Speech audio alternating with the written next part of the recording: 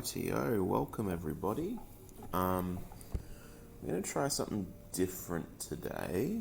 So we're not going to be doing the lesson the way we normally do. So we'll see how we go with this.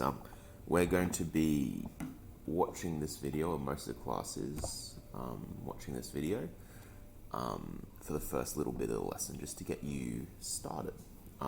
If there's something I want you to copy down, I've just put yellow highlighter next to it. So the only notes I want you to get down is if it has the yellow highlighter next to it. So it should be pretty simple. Right, let's get started. Our learning intention today is to be working with scientific notation. Now, I'm not sure if you guys have worked with scientific notation before. I don't think you have in maths, but I think you might have seen it in science a little bit. So we're going to explore that quite a bit more today. Our success criteria today is to be able to convert from standard notation into scientific and back again. So you need to be able to go from one to the other. We actually need to be able to recall index laws. This does tie slightly into our index laws from last term. Sorry, and I said use index laws in problem solving. That should say use scientific notation in problem solving. Whoops. Scientific notation. Okay. So that should be up on the board already for you guys to get down. So let's get into the lesson. So scientific notation. So this is an alternate way of writing numbers that are too big or too small to be convenient. An example of this is if you think about the speed of light. The fastest thing in the world is the speed of light. Nothing can go faster than the speed of light, apparently. That's what we believe at the moment. And the speed of light, I believe, is 3.6 times 10 to the 6. Is it 10 to the 12? I think it's 10 to the 6 meters per second. Now that probably looks like a lot of gibberish to you because you haven't seen scientific notation before. But this number is like the acceleration of light. So think about the speedo in your car. It might go up to like 200 k's an hour. This one, 3.6 times 10 to the 6. What number that looks like, that's what we call scientific notation when it's times 10 to the something. If it was in standard notation, this number would be 360,000.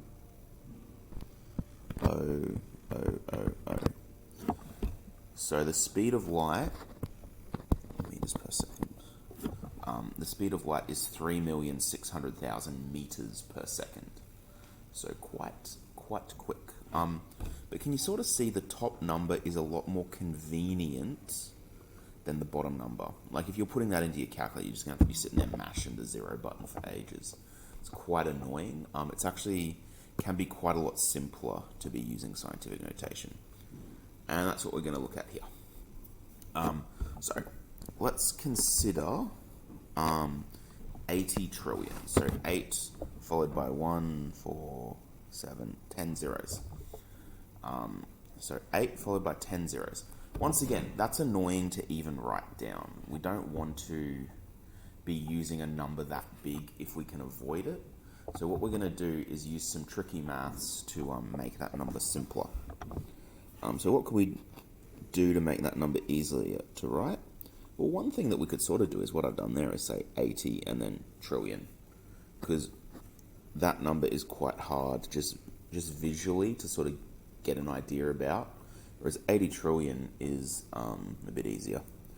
So that's one way. Another way is we can split the number into 2 bits. So because it has all these zeros in it, what I'm sort of thinking is, well, that number there is really 8 times 10 trillion. So I've just pulled that 8 out the front, and that will become a 1. And then 10 trillion. 8 times 10 trillion. Now, this is where your index laws come in, because you might remember from last term that 10 to the power of 1 is 10. 10 to the power of 2 is 100. 10 to the power of 3 is 1,000. Basically, the number of zeros in a number, if it's 1 followed by a bunch of zeros, you can rewrite that as 10 to the power of how many zeros there were. So 10 has 1 0, so it's 10 to the power of 1. 100 has 2 zeros, 10 to the power of 3. 1,000 has 3 zeros, 10 to the power of 3. 10 trillion has 10 zeros. So instead of writing 10 trillion, I could rewrite that as 8 times 10 to the power of 10. Much, much simpler. You don't need to remember doing it this way. I'm just showing you why it works to start with. So you can sort of see that much, much easier to write 8 times 10 to the 10 rather than 8 0 0 0 0 0 0 0 0 0 0. And that's what we're going to be doing today. We're just going to be converting numbers from numbers like this, 80 trillion, to numbers like this, 8 times 10 to the 10. So, oh, my screen is frozen. There we go. So in general, and we've got the yellow highlight here, so I want you to get this down. In general, a number is in scientific notation if it looks like this number here, 8.3 times 10 to the 4. Now, when I say it looks like that, the important bits are it has to be some number, decimal point, after one number only, one digit. So if that said 83 times 10 to the 3, that wouldn't be scientific notation. There can only be one digit in front of the decimal place. There doesn't have to be decimal places after it, that's fine, but there normally is. And then it has to be times 10 to the something. So the one number in front of the decimal place times 10 to the something. That's what makes it scientific notation. So 8.3 times 10 to the 4, that's in scientific notation.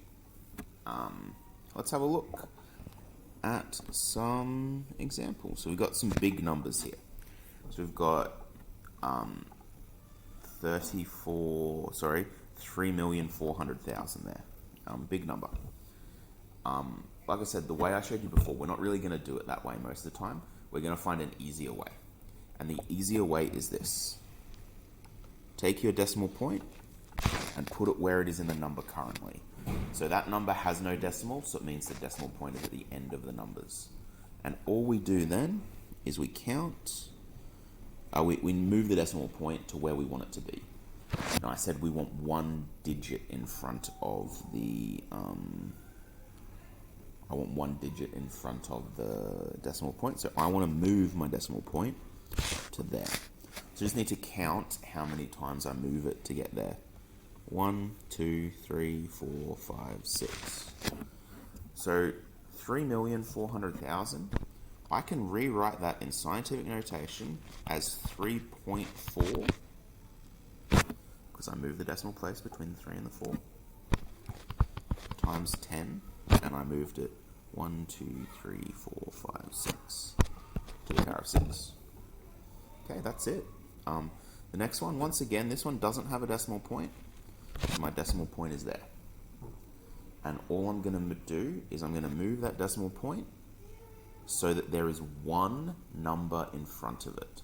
So that means for this one, I want to move the decimal point after the 7. So I'm going to move it 1, 2, 3, 4, 5. So straight away it's going to be times 10 to the 5. I just need to rewrite what my new number is.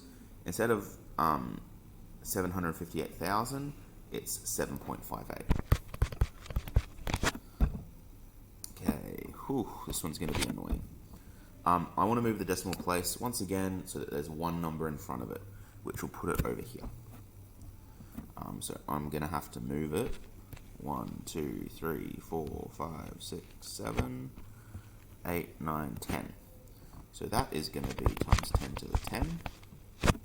And my new number there is 3.589.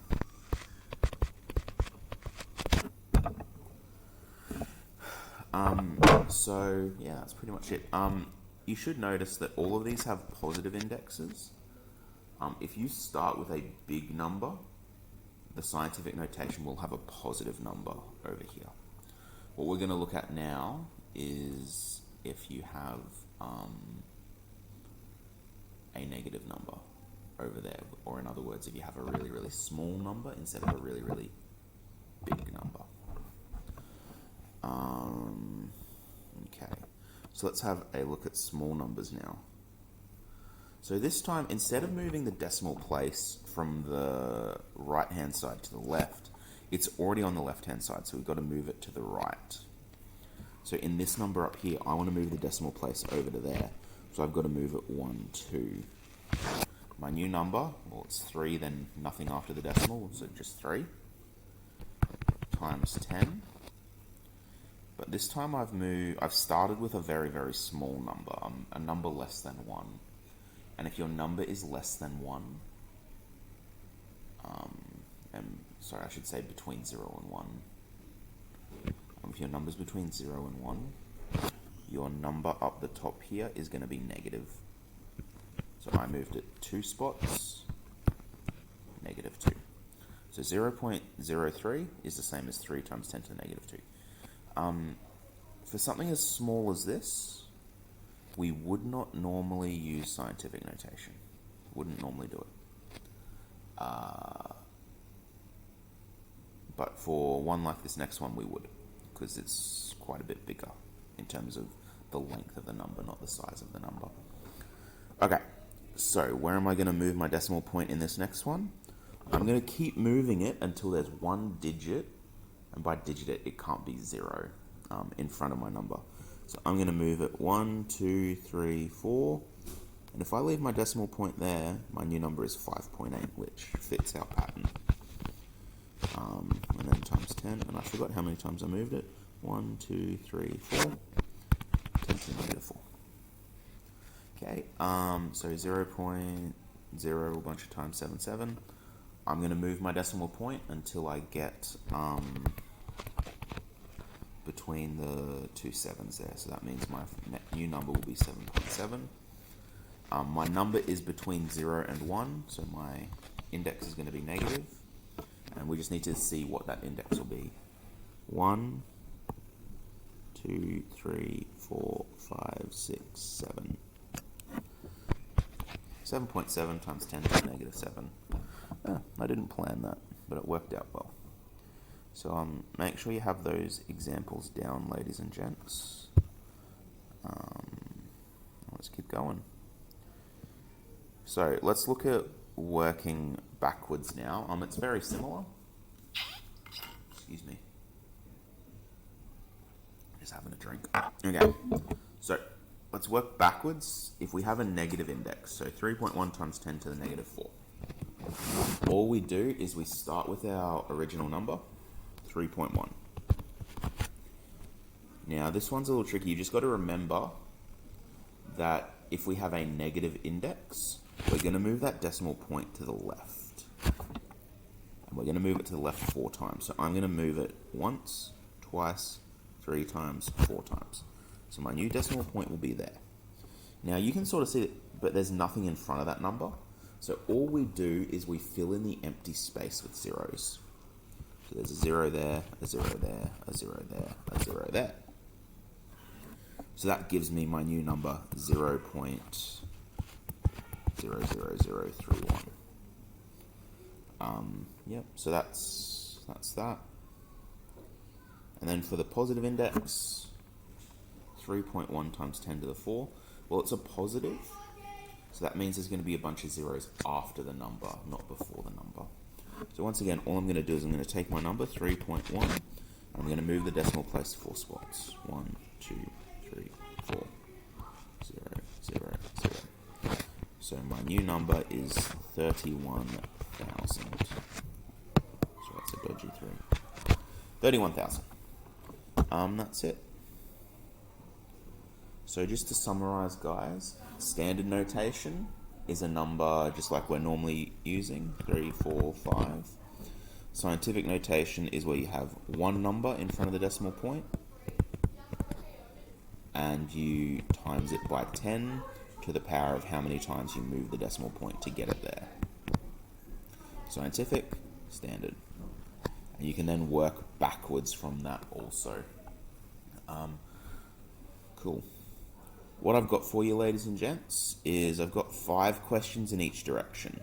So what I mean by that is, on the left-hand side, I want you to turn these regular numbers into scientific notation. There's a mixture of positives and negatives in terms of the power of tens. And then I want you to do just the opposite over here. I've given you a bunch of scientific notations, and you need to turn that into standard notation. And once you've done that, I want you to have a go at these textbook problems.